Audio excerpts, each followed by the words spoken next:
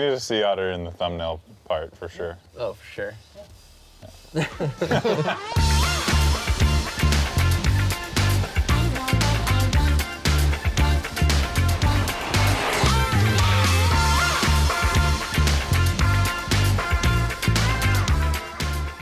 I'm Ian. I'm Jono. And I'm Kendall. And we are Bike Gearheads, and we are here at the 2024 Sea Otter. And we are going to run you through some products as well as some of the races that we did. I think first and foremost, Sea Otter is it is the biggest bike expo in the United States, and I think a lot of companies use this as a launching ground for products. We did see some new products. So many new products. Mm-hmm. And then we did do some of the races, so we'll run you through that as well. I think the first thing we can do is maybe run through some of the brands that we went around and saw. I mean, we saw, I don't know how many we saw. I mean, there must be thousands of vendors here. There's so many. And we saw so many. We're not going to tell you about all of them, but I mean, if you wanted to come to the Sea Otter Classic and check it out for yourself, it would definitely be worth your time. It's 4 days long. It starts on Thursday, it ends on a Sunday. The first 2 days are kind of known as industry days, where everybody kind of like, it's an industry powwow basically. Mm-hmm. And then Saturday and Sunday is a more customer facing or consumer facing, and that's when they do a lot more of their like fun activities and giveaways, and they throw out product and stuff like that. Yeah, and racing throughout all the days. So depending on your discipline, your day could fall on one of those days. All right, Jono. So how about you maybe give us your first noteworthy brand that you went to see? All right, first brand I saw was Maxxis. They launched a new tire on the first day of Sea Otter. That was their Aspen ST. It's a tire that has been raced by a lot of professional athletes the past year, but it was, a test tire. No one could buy it. It is now available. So it's cross country, really dedicated to short track racing, but a lot of people I'm sure will run it for longer races as well. Really fast, low knob cross country tire. Super cool to see that. Nice, cool. Do you think that's something that you'd be interested in running at some point on your Blur? Yeah, absolutely. I'd love to try them out and just see what that feels like to have a really fast cross-country tire versus one with a little bit more knobs. It's 170 TPI, so it's going to be super supple and comfortable. Yeah. Jono, I'm not as familiar with tread patterns for cross-country tires as you are, but I've never seen a tread pattern that looks like that. Is there anything else in the industry that has those like big patches of like square knobs and then like the bare parts? Like, they looked wild to me. Yeah, there may be a few, but definitely from smaller companies, and it's not going to be probably as good as Maxxis. Maxxis is like, industry standard on any mountain bike you see. You're like, oh yeah, Maxxis, like they're, old school. They've been around for a long time. It's the tire like everyone wants, and it's been ridden by Nino, so the best cross-country racer of all time, I could say. And of course, locally here, Keegan Swinson. Everyone wants to be like Keegan, right? So that's what he's been racing on all last year. You saw him win at Sea Otter on that new tire, so it works, and I think we all want to try it. Did they talk about anything on the trends of like going to wider tires? It seems like the cross-country athletes are doing that. Yeah, so they come in a 2.4, kind of on trend with what bike standards are as far as clearance and forks and all of that. So they're sticking to that, and I think it's probably the perfect size. I think I'm going to go into the brand that I went over to and saw first, and that was a new brand that's not on our website currently, but Velocio. I asked them if it was Velocio or Velocio. They said, yeah, cool, that's what it is. they didn't tell me, so you can pronounce it however you'd like. Yeah, Velocio? Yeah, Velocio. That's what I would say. Yeah. But yeah, they're out of the Northeast, and we're really excited to bring them on. They are part of the SRAM family, and they make some incredible products. I think some stuff that really surprised me or that I was excited to learn about was their bibs, and the yoke they had on there wasn't really traditional. It was kind of like two straps, but they crossed over themselves in the back. What's the benefit? They said it was more ventilated. They said it really fit well. It moved around with your body, stuff like that. But they do have, like in their super high-end stuff, they did have the traditional yoke in the back. It was just ventilated, so a couple different designs, but it was unique. I've never seen like those particular type of bib straps. And for the tops, they had really cool prints. Yeah, the prints, the designs were really nice on the tops. Their top of the line stuff was really ventilated and really nice. And then they also do mountain bike stuff as well. So it was awesome to go over there and talk to them. And they sent us some products, so we'll be able to try that out. And we'll be hitting the site soon. Yeah, we'll tell you all about it. We'll be riding around in some of the other shoots that we do, and it'll be hitting the site soon. So keep an eye out for that. We're really excited to bring on Velocio. Yeah, Nice. be great. Yeah, my first brand that I went to was Fox Suspension. They have those new all gold Kashima forks that everybody's talking about. We covered it a little bit in Hannah Otto's bike check video. That was really cool to see. The thing that actually caught my eye though was the new transfer dropper post. They basically totally overhauled it. It's all new. Historically, the post had been powered by a nitrogen canister, and it's now powered with a shock pump and a Schrader valve, like a lot of other seat posts that we've seen. So that's pretty cool. That also allows you to service it at home, which makes it great. But the thing that I'm really excited about with it is the added lengths. It now goes in increments from 95 up to 240 millimeters. Wow. So yeah, that's pretty cool to see them expand the line. It still comes in all of the different standard diameter sizes, and it's still cable actuated, which makes it easier to work on and is great. And adjustable heights, right? Yeah, that's right. They have a shim system. Basically, you just loosen up the collar by hand, and then you can drop the shims in there. You can actually do it while the post is on the bike, so super easy, toolless. And those are in 5 millimeter adjustments, and you can shorten it by up to 20 millimeters from the size. I saw the booth. They also had the different new dampers. Yeah. You could like test them out and feel them out. Yeah. I did that a little bit, and it was pretty cool to just do a direct comparison between the 3 new options. They had a new Epic with Kashima matching bolts. I didn't notice that. The most subtle add-ons on a bike, and it looked so good. Yeah, the bikes had a lot of attention to detail. They had a switchblade that had like the TRP drivetrain, and the really gold good. matched the fork, and it was a whole thing. It looked great. All right, Jono. Well, how about you give us your second brand that you're into? Yeah, hopped over to ENVE. They had some beautiful custom painted bikes. They were Alexei Vermeulen's race bikes for this year. So the first one was the Mallet, the road racing bike. That one had a paint scheme based off of his dog, which if you know who Alexei is, you know he has the wiener dog. Yeah, what's his name? Willie? Sir Willie. Yeah, so Sir Willie is painted on the stem, on the one-piece stem. It looked really good. He's in a spacesuit, and the whole bike was like space themed, like kind of a NASA spinoff.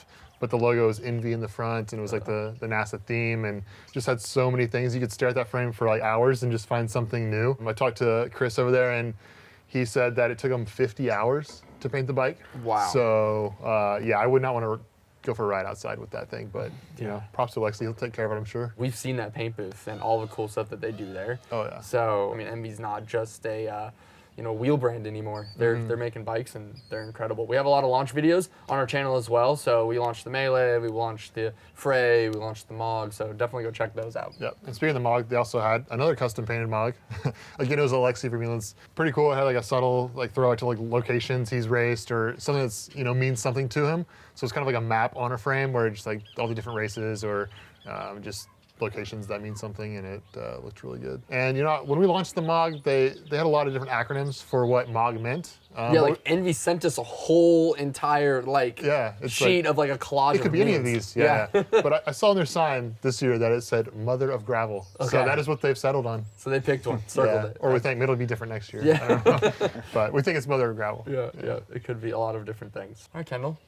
What's another one? Yeah, the next thing that I want to talk about isn't actually a new product. It's Shimano's EP8 motor, and I want to touch on specifically the Autoshift feature that you can run with that motor. And like I said, it's not new, but this is the first time that I got to interact with it, and I think that's one of the coolest things about Sea Otter, right? You get to see and interact with a lot of the stuff that you've been hearing about. They had a bike on a trainer. I also got to ride one a little bit. And yeah, Autoshift, it's exactly what it sounds like. It means that you don't have to shift at all on your own. It still has shifters, so you can manual override if you want to. Yeah, but it shifts automatically, and it basically runs off 3 things. It's speed, cadence, and power. So that allows you to just focus on the trail at hand without worrying about when you're going to shift and how you want to time that up with with trail obstacles, which is really cool. It has a few features that I didn't know about. Basically, when you're coasting, it'll bring you back from like the small cog of the cassette, like back into the middle of the cassette. And that basically just allows you to like tackle that next, feature at the bottom of the hill that you're coasting down with ease. Like, you think about a corner, like you can hit that corner and then pedal out of it. You're not in your big cog, and you know what I mean? Like it's not like weighing you down. What I thought was the coolest thing is you can be like coasting maybe down like a downhill section of like desert tech, and you can shift with your thumb and it'll move the chain up and down the cassette, but you don't have to pedal to get it to change gears, Wow. which is super cool. So if you think about, like How? Wow, that's insane. yeah, it's super rad. Something that it made me think about, obviously right now this technology is only available in e-bikes. You need the power from the motor, going to the crankset in order for this to all work, but it does make me wonder if maybe some kind of like, battery powered like power meter crankset could be paired with this technology. We have electronic drivetrains. Definitely begs the question, and I would be very curious to see that in the future. Yeah, I think another thing that I was just thinking of, like in the future, like if you could pair that with like a GPS, like your route, or if you're doing an e-bike race or something, and you have the route planned, and it knows exactly where the climbs are, and it just like will shift ahead of time. Like, Yeah. I could see that being Like it knows the where the future. climbs are, descents are, all that stuff. I didn't get to Wow. mess with the settings, but the guy from the booth was telling me that it does have some customizability. It's mostly like your base cadence. Yeah, to your point, like customizing it for the specific purpose of like an individual race course, it seems like a possible thing. Yeah. Wow. Pretty soon they'll just ride themselves. So another thing I wanted to talk about is when I got to Sea Otter, I'm a nerd, right? Like I'm a roadie nerd. That's Big me time, for sure. yeah. And I watch all the road bike races and all that stuff. And we all know Visma Lisa bike and their crazy time trial helmet. Oh, So yes. I was like, dude, I gotta run over to Giro See if they got and one? I gotta see if this thing's over there. And lo and behold, I show up. I go in there and there's this mannequin with this giant shark head on. I was like, that's here. Here it is. It's right here. Did they let you put it on? I didn't ask. What? I know that's a huge miss. Yeah. I didn't ask to put it on. I would have made them put it on you if I was there. But yeah, it was there, and they had the one that everyone's seen. But then I don't think on the Canyon SRAM side that I've seen like all the memes and stuff about it. So they had a Canyon SRAM colored one as Did it well. look any better when it wasn't yellow? No, Like smaller? it didn't look smaller. It's No, just massive still? Yeah, it was Okay. still massive, but the yellow one is gigantic. But it was awesome to see that. But Giro, in all seriousness, is one of our best helmet brands, and the Giro Aries is probably our #1 helmet that we sell. Yeah. It's an incredible helmet. I got to sit down and talk to some of the higher ups at Giro about some other things. We won't go into this now, but a very exciting brand doing very exciting things, and I think there's a lot more to come. And for you at home to keep an eye out on the site and see what's going on with Giro. But yeah, seeing that helmet was. Yeah. It's like you've seen it, right? I mean, I know you're not like a huge roadie, but have you seen that thing? I did see it. It's one of those things where it's so funny to me how that gets you excited because I just really don't get the appeal. But then again, I'll just stare at the rear linkage of a bike, and that's probably what you think about me when I'm doing that. Yeah, yeah, definitely. Only if like the rear linkage of a bike, I don't know, had like bearings that were maybe like this big or something. Massively oversized bearings. Massively oversized bearing. Or like big aerodynamic paneling. Yeah, like big aerodynamic paneling or something, like ceramic It'd be speed like made you that. something crazy, who knows? Because it's just so out there. All right, Jono, so where'd you head over to next? All right, so I checked out some apparel, some mountain bike apparel from the Sydney, Australia. From Sydney, From Australia? Sydney, Australia. Wow, all the way from Sydney, Australia. Yeah. All right. So it's Dharco. It's a newer brand that we started carrying maybe last year, I think. Yeah, they're cool. But we'll be carrying more of their products. What I really loved is they have like party shirts, which is becoming more popular. So I snagged one of these. Oh, nice. Let me know what you think. Wow. Let me find the sleeve here. Oh, man. So it's a party shirt, but it is technical, super breathable. Yeah, it looks nice. Yeah. So when you want those, go out for those fun rides. It's got a nice hand. Yeah. The hand. And I really like the pink and the flamingos. I have a pink gravel bike, so I'm gonna be wearing this on my chill days. There you go. Yeah, but they have more than just this. They have technical racing apparel, which I think you would really like, but they have really cool patterns and designs that other brands are not doing. It's just a more fun brand, and I think a lot of people want to kind of show their personality through apparel, and Dharco, I think, is leading the way in that. Yeah. For sure. Jono and I kind of fought about who's going to get to talk about Dharco.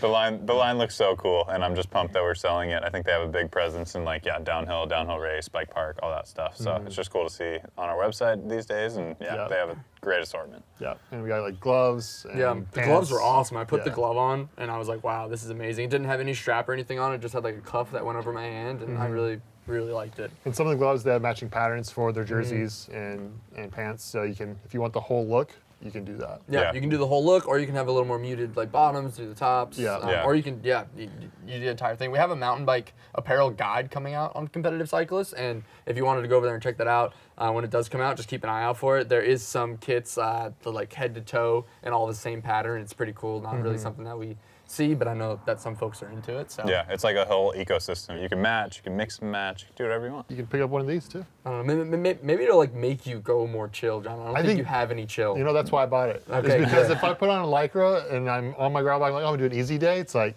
you see some guy passing, you're like, oh, Yeah, I'm that's not riding with Yeah. you. So I want to. Yeah. But with this, it's like, yeah, go on. Maybe I'll ride with you now. Yeah. So I can chill out a little bit instead of just like you ripping my legs off the whole time. Yeah. Oh, Jono. All right, well, You need to take party's over. Party's over. Moving on to the next. Nah, that man. note. Yeah. Nah, man. What do we got next? Last but not least, we have Crank Brothers. Last for you. I have another one. Oh, okay. Last for me, but not least. We have Crank Brothers. I headed over there. I initially went over there to check out their new candy shoe that they released at Sea Otter. It's a gravel shoe. Probably would be great for you and your chill rides, not so chill rides, whatever happens. But the thing that actually ended up catching my attention was a shoe that came out like a month ago. It's the Mallet Trail. I looked mostly at the clip-in models. They have a BOA model and they have a lace-up model. I'm a big fan of the older Mallet shoe. Use it a lot for DH. It has like a ton of padding. It also comes in a BOA option. This will be my third season in them, and they're still rolling, which is great. I've never gotten that much life out of a shoe, so I'm stoked on that. But the Mallet Trail is similar, but it has some pretty noticeable differences. I'd say the most similar thing is the sole, but from there, the upper is like a totally new construction. It's really lightweight and breathable. They basically just stripped all the padding out of the other Mallet shoe. Really breathable, lightweight. You notice it right when you put the shoe on, but it still does offer some support. Like, it's not like some flimsy feeling shoe. It has like some good like protective areas in the toes, and it's definitely like a super durable material. It's just like a lot more breathable. And then the next thing that you'll notice right away is the gaiter on the BOA shoe. It has like elastic right up here, and that's like to keep rocks and debris out. It's definitely a unique feature that I think I've seen on maybe a few shoes in the past, but not many. So I think that's a great thing that people are looking for, especially like if you know you're going to be like getting off the bike to hike a little bit, or even maybe you're going to like slap some lips and like work on the trail a little bit while you're out riding. And from there, yeah, it's it's everything that we love about Crank Bros already. I think having a shoe from a brand that's like so established in the pedal space is really cool.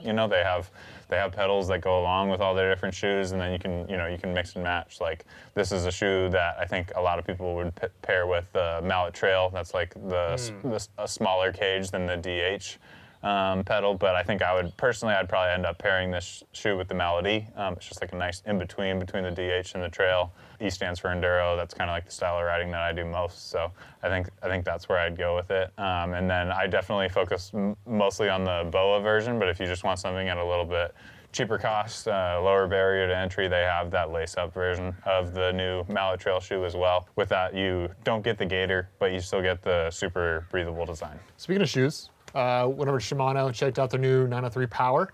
It's their new, all-out ultimate road race shoe. Really designed for track cyclists, but also like really strong sprinters. Yeah, crit races. Crit races. So I think we'll see a lot of professional athletes running those, but it's just, stiffer, lighter, just their flagship shoe, which also had some really cool colors, like the heel cup and the sole, like a iridescent, almost like violet colors going on there. Yeah, the iridescence was really cool. I was really into these shoes too, and they sent us some to the office not too long ago as well, so we've got to kind of look at them a little bit. Yeah, I think we're gonna do a longer term test on them, so we'll have a video on that coming soon. But yeah, really cool from Shimano seeing that. Yeah, those shoes were awesome. But an interesting thing about them is most folks at the top of the line road are used to a double BOA. This doesn't have a double BOA. It does not. It has a toe strap. That is for track racing. Yep. I don't know much about track racing, but apparently it's needed. Yeah, So- apparently it's needed. Yeah. And another cool thing about it is I was over there too, and in the 903 previous iteration, which is still around, it's not the 903 Power, if you look at the tongue construction, it's very interesting. They have like a layer underneath, and then they have sort of this little band that goes over top with a BOA, and you tighten it down. It's great. love it. But on the power, they actually have a regular tongue on a shoe that comes up, and then they have like another layer over top of it that tightens on top of it. So it's just like really getting your shoe really snug in there. I know a lot of folks. I mean, I saw Mariana Voss on one of the races this year. At the end of the race, she's going down there. Yeah. Tighten it up before the sprint. Now you shouldn't have to? Well, you could, but now it's going to be even more effective. Oh, like, it's really going to tighten that in. shoe even more. It really cinches around your foot. It was just interesting to see, because I was like, man, what's really the difference between these two? And you mentioned them, but the upper was like really high tech, and it was awesome to see, really. And they ran me through it, and there were like little features that I didn't know about. Yeah. Great new shoe. Yeah, and another little touch, and I'll make this quick, but like on the cross country shoe, which is also the S-Fire as well, it's kind of like their first one, which Hannah Otto is actually riding, one of our athletes. They have like a little bash guard on the lower boa, just in case you hit something. No way. Yeah. Shoe bash guard. Yeah, shoe bash guard. That's where we're at now. Do I need that? Yeah, I don't know. But it was cool. I was like, wow, I like talking to the Shimano guy right here, which is something that you can do if you go to Sea Otter, like really talking and get like the really cool features from the horse's mouth, you know? Well, speaking, I kind of touched on cross-country shoes a little bit. Let's talk a little bit about cross-country. You saw another thing that you were excited about. So I mean, I've seen this bike before. It's the new Pinarello Dogma XC. It is their full suspension cross-country bike. We've seen it racing last year around this time was when it was introduced, but we couldn't buy it. It was only for Tom Pidcock and Pauline. Only the pros could have it, but now officially launched yesterday, and now we can get it. And I'm excited. I actually got my opportunity to ride it here. Like we mentioned before, there are a lot of demo options here at Sea Otter, and Pinarello was here, and they had a whole fleet of them. So I got to take a spin on it, and I will say it is a rocket ship. Man, it looks like Speed Machine. I felt like Tom Pidcock out It looks there. like a hypercar. It's just like crazy the way that thing's designed. Gives me Ferrari vibes. Yeah, Oh, yeah. And the paint scheme, like the one that Tom has been riding and Pauline, like I felt like I was someone special. Yeah. You are someone special. Yeah, but it was a great bike. Comes with two different options. So there'll be a full-on cross-country like race machine with 100 mils of travel up front and then 90 in the rear. And then you have the option of going 120 and then 100. I mean, at the time that this video comes out, we probably won't have them on our website. Will we ever have these bikes on our site? Yes, so we'll be getting some frames to start. So we'll do some custom frame up builds, depending, however you want it built up, we can help you out. But yeah, from them directly, there'll be two build options, and we could probably special order those if needed. Yeah, so reach out to Gearhead. We have a really good relationship with Pinarello. We sell a lot of, obviously, Pinarellos on the roadside. So this, I think, is our first time offering, this is the first time they made like a cross-country bike, right? A true, their design cross-country bike. Gotcha. Yeah. So it'll be available. Yeah, they have a hardtail as well, but we're only carrying the full suspension for now. Full suspension. Yeah. Yeah. But it's super, super cool, super clean cockpit, like internal routing through the headset. So similar to, the Dogma F Ultimate Premium Road Race bike, it is that for the dirt. So it's really cool to see them branching out and creating something that is really fast. And I think good chance we'll see that thing on the top of the podium in the Olympics this summer. If I had to, predict something, I would say bold call. It's hard to bet against Tom. Yeah, that's for sure. So then I went over to Vittoria. We love Vittoria. They're great. They make great tires. We have a lot of them on our website, a lot of great mountain bike tires, but I specifically wanted to go over there and see their new, 90% recycled tire? Is that what they said? They make the casing of this tire out of fishnets and some other stuff as well. I don't know all the sciencey stuff, but they had like little beakers of different things that they make this tire out of. And they said it was faster than their traditional Torino type tires. So it's faster and it's better for the environment. So can't argue with that. It was a Torino tire. Yeah, it's coming in 700 by 40 at launch, and the color of it. Yeah, the color of it was very interesting. I mean, it was like tan wall, but the entire tire was like that. It looked pretty good. Yeah, it did look really good. And then I was like, oh man, some of the knobs on this, they may not be as durable as I'm hoping they would. And then I touched it, I was like, wow, this feels great. Yeah. And then we talked about the durability of the tire a little bit, because I'm sure people have questions about that. And he said that there's no effect on the durability or anything like that. And it's faster, like you said, which is awesome. All right, so we didn't just look at product at Sea Otter. We also did some racing. Kendall, you didn't do any racing though, did you? No, not this year. Not this year. So we're gonna send you off, and we're gonna bring on a couple special guests. The light's been changing quite a bit, so we're gonna probably go back in time a little bit and bring some special guests and talk about some racing. Yeah, I think the clouds are clearing up. I don't know what's going on.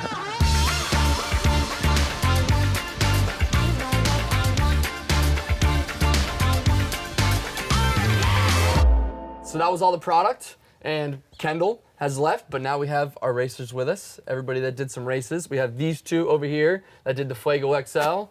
I did the gravel race, and Paul, who was usually behind the camera, did the e-bike race. You guys raced yesterday, and you raced yesterday, I raced today. But let's start off with the Fuego XL. We had your video of your bike check for the Fuego XL come out on Thursday. So maybe you tell us about the course a little bit, and maybe some thoughts that you had about your setup. How did it perform in the race? Yeah, the course was a lot of what I expected. It was very loose, very chattery with really big ruts on both the ups and the downhills. So it did make weight really important, but the descents, while not that technical, were extremely high speed. So you had to be able to handle your bike really well in order to perform well. Yep, absolutely. So Jono, how about you tell us what you were on and how did your bike perform? All right, so I was on the Santa Cruz Blur Trail. It's a 120 travel up front, 115 rear. Maybe a little too much bike for that trail. I mean, it's not super technical, so like there's no big rocks or roots that you really have to deal with, so it might have been a little too much bike, a little too much weight. But at the end of the day, the bike was not the issue for me, so we can get to that a little bit later. Okay, sounds good. But the one new product that was on your bike, Hannah, was your new fork. How about you tell us how that performed? It was absolutely amazing. I mean, obviously in the bike check, I was really focused on weight, and that cut down a ton of weight, which was huge. I mean, the whole race came down to that final climb like we talked about. So it felt really good knowing that I had a light setup, that I had planned for that.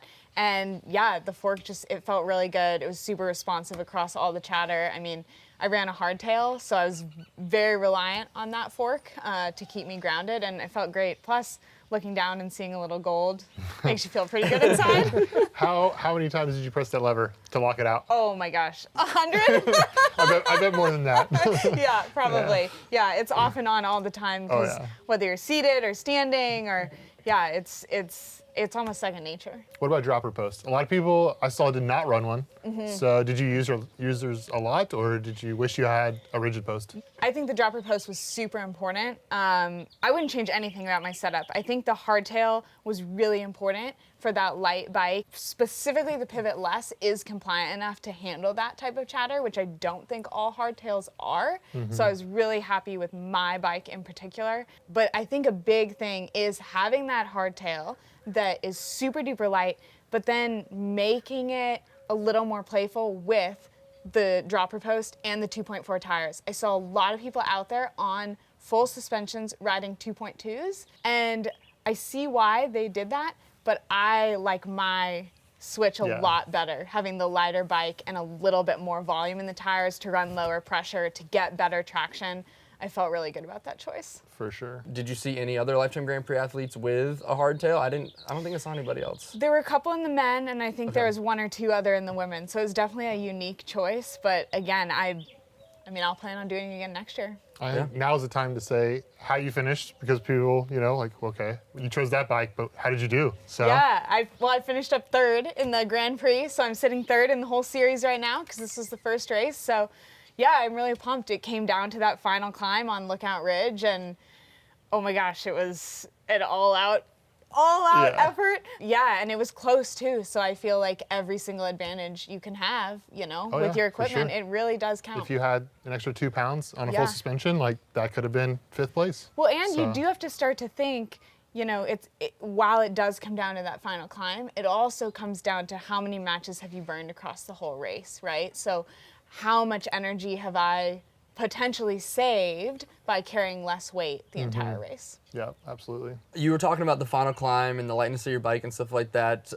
Can you tell us kind of how the race unfolded just a little bit, maybe at the end? Because I remember you were in a chase group, we had Sophia out front, but then it kind of all mixed up, and it was really exciting there on the last lap. Maybe just give us a little recap, or maybe just the finish and how that all played out. Yeah, it was pretty exciting. Sophia went pretty early in the race, and then we had a chase group, and Alexis made the very bold move of trying to get across that gap on her own rather than attempting to work with the group for us all to go across.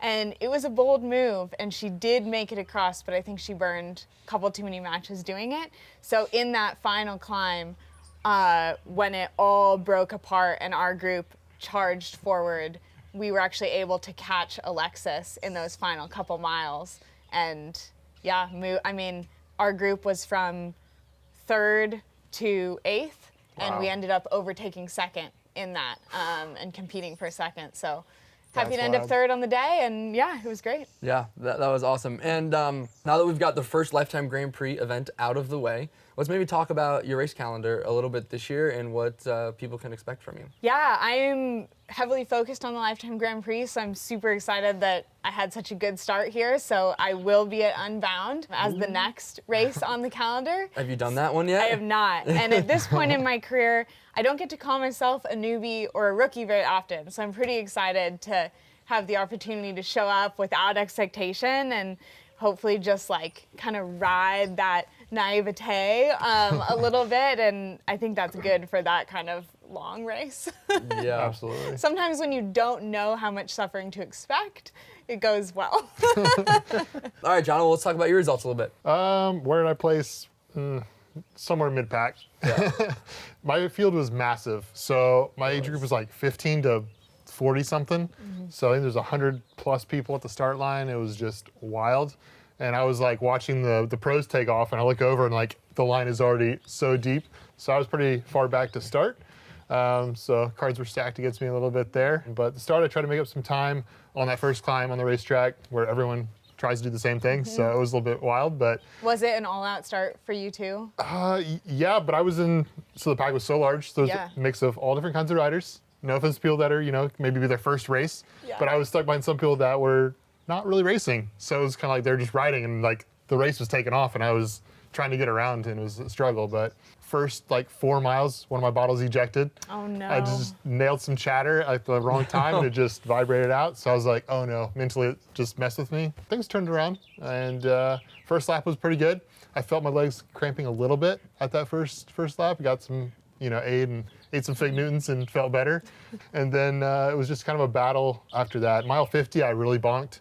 And from 50 to 70, it was just like survival. I was like, do I quit? I can't. They're making a video around this. But now I got that bad race out of the way, and I'm ready for some exciting races coming up. But what was the big news that came from the race? It's huge. So main reason was I wanted this race. Is I did not get into Leadville lottery earlier this year, but this is a qualifier for Leadville. My time, I didn't get the podium, but I stuck around after the awards, and they do another lottery, and I was there. That was the first number plate to be called, so I'm in. I'll be at Leadville, and I cannot wait. Heck yeah. Yeah. Dude, that is awesome. And I have months to train. So Months to and I have you to pick your brain, give me some advice, tell me how to set up my bike, all the things. And we can race each other there again too. Exactly, yeah. So maybe I'll get some redemption. Well, I have a question. So, Jono, you're very fast, much faster than me, and you kick butt in a lot of the events and stuff that we do. How about you guys compare your times a little bit, just to give people an idea at home of how fast these women are that are doing the Lifetime Grand Prix? For sure. Say your time? Yeah, my time was 4 hours, 46 minutes, and 20 seconds. Yeah, mine was 5 hours, 40 minutes, and 10 seconds, I believe. So almost an Yeah. hour difference. Well, anything else we should go over on the Fuego XL? You got any questions for him? I don't know. It looked hard. Yeah, Paul's It filming did look this hard. race. So. Paul's Yeah, filming. yeah. I mean, I definitely caught glimpses of both of you, and I think I had a little conversation with you actually in the middle of the second lap, or The start, on your climb in the second lap, and yeah. I got to the top and talked to the other filmer and was blown away that you were able to just have a full-on conversation. When I got you in the same spot, you were leading that second group up the hill. Oh, sweet. Nice. And that looked like, it looked like you were having probably a battle the whole time with Yeah. that group, and Yeah. I was hyped to see the both of you just powering through that climb after 35 miles. Were you Yeah. in front when you made the switch onto the dirt from that climb? Oh, second lap or at the the first lap? start, you mean? Yeah. I was third wheel going into the dirt off the start. Okay. Yeah. And then second lap? In my group, I was. You were still in third, and actually, Yeah. if you remember, there was a couple of e-bikers. I yeah, do he said, remember yeah. that was very stressful. Actually, I'm gonna switch things up a little bit on you guys. Talking about e-bikes, let's talk about Paul's Yeah, race. Yeah, Let's yeah. keep it with mountain bikes, Yeah. Yeah. I'll say this, when I was like, e-bike race, I don't know if that's for me, and then I watched it, and I was like, this is a cool race. It was really cool. Maybe you yeah. can tell us about the format a little bit and what you race. I've in the past raced some downhill races, and that's always just like you against the track, and it's 3 short minutes typically. So this was about 57 minutes longer than any race I'd ever done, and elbow to elbow, which was definitely something different. And I think with e-bikes, it was even more interesting because like you're matched up to a certain point, but then it really shows the super strong riders that can push the extra weight of the e-bike past that 20-mile-an-hour limit, which I was not capable of doing to the limit of some of the other riders out there. It was actually, I was blown away kind of at the power that some people were putting down. And you guys were both on pivots. Yes. Yours was which model? I was on the Pivot Shuttle AM, so it's kind of slotted in between the SL and the LT. So it's a 148 in the rear, 160 in the front, which actually felt really good. Like that bike felt like the perfect kind of weapon to have for this type of course. And the special race motor that was in it, the Bosch race motor, definitely supplied a lot of power when needed and has a little extra boost, which some of the really steep climbs that were on that course, it definitely helped me. Because if I didn't have it, I don't think I would have made some of those climbs. But yeah, some of the climbing when you had that many other people with powered bicycles around you was definitely a challenge. And you can see I got a little bit of a battle wound from trying to go around some people and going through some trees that weren't as soft as I had hoped. But, no, it was a great race overall, and it was a lot of fun. So you got 6 laps in. What did the winners get in? Winners got in 7 7 laps. So Okay. I did get lapped, which Yeah. was a pretty demoralizing feeling. That's all right. But got lapped by, I believe, five people. Yeah, but those folks, like, They're I saw probably them riding, and it was professionally biked, insane. yeah. There was one guy wearing stars and stripes. And Yeah, he must have been. I don't couldn't, know. when he passed me on the one climb, I was like, man, that is insane. Because he was putting down so much power. He was ripping. Did it feel physically exhausting, or was it more about being able to handle your bike at that speed? For me, it felt like just an incredible cardio workout. Like you were just Yeah. spinning. Like I didn't have the leg strength to be putting more like extra power into the bike that seemingly other people had. Yeah. So for me, it was more of just like keeping the pace steady, always keeping my pedals moving. Because I realized like if you're not moving your pedals on an e-bike, like you're not getting that extra little propulsion. So like trying to not coast along when I really wanted to, or trying to recover a little bit, just keeping my legs moving or aiming for. The one thing that I had hoped for was a little bit more of like technical downhill, where I knew I'd be able to catch back up or make up some time. But it honestly felt like a lot of climbing around the track and very little descending. But we did descend on some of the same areas by the little corkscrew sign. Yeah, that was somewhat technical, like loose and off camber. It was very off camera. Yeah, super loose, super off camber. There was some interesting line choices you were able to make in there. That's awesome. One other thing on the bike, I mean, it came spec'd as a box bike from Pivot, but you did upgrade one thing. Maybe tell us what that was, and if there's anything else that you would change. Because that's one of the options that folks have if they buy stuff from us, is we can change out a part or something before they receive it, if they talk to a gearhead. Yep, so the one thing we did change was the brakes. I wanted to try out the new Mavens from SRAM, and I'm definitely glad that I did. They're an incredible brake. Definitely different, I think, from if you've come off of SRAM before and you've ridden them and you've felt like, oh, this lever feel is maybe not for me. I know some people like a more snappy lever, a more precise lever, and that's exactly what the Mavens are. Lots and lots of braking power, more than I felt like more than I even needed on an e-bike. So the braking power is there 100%, and to me, the biggest improvement is the lever feel itself. Cool, and last race, Ian, gravel race. I did the gravel race. Yeah. It was great. We built up a S-Works Crux for our gravel guide, but I've been riding it around a little bit, and I wanted to race it, so I signed up for the gravel race. I think they call it like the Gravilla or something like that. That was it, yeah. Yeah, it was Gravilla. 50 miles, 5,000 feet of climbing. Didn't really end up being that because we didn't do 2 full complete laps. It starts and ends in a different spot, which was interesting. It was an awesome race. I did finish about mid-pack probably, so no real results to talk about. The course was fantastic. I chose it because it was probably it was a lot shorter than your guys'. I mean, you were out there for 5+ hours. I was only out there for 3 hours and 18 minutes. But it was great, and I think anybody at home that wants to come to Sea Otter and they have a gravel bike, they're getting into that, like, do the gravel race. It was fun.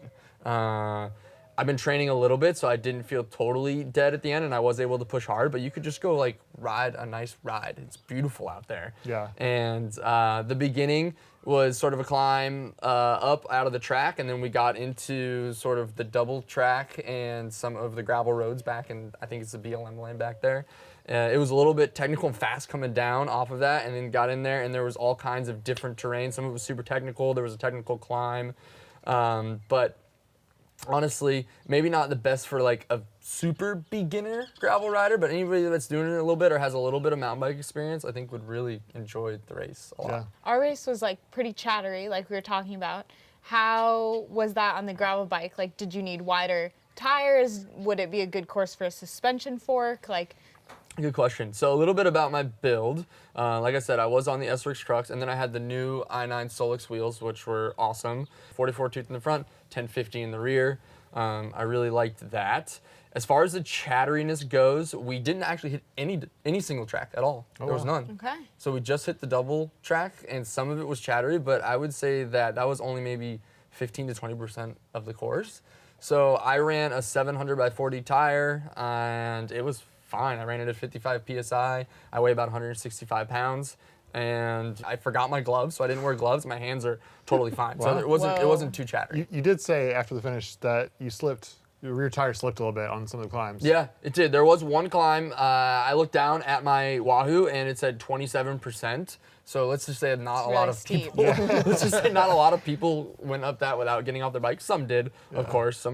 Some people are incredible on their bike. If I did have a bigger tire, maybe I did go to a 45. Maybe that would be nice on some of the chatteriness that I Drop did the hit. PSI a little bit. Yeah. I could drop the PSI down a little bit more. It would be a little more comfortable, and I would have a little more traction in some of the areas. One thing the course did have that was really challenging was a lot of like fast descents into 90-degree like gravel loose corners. So there were some those were sketchy ones. Yeah.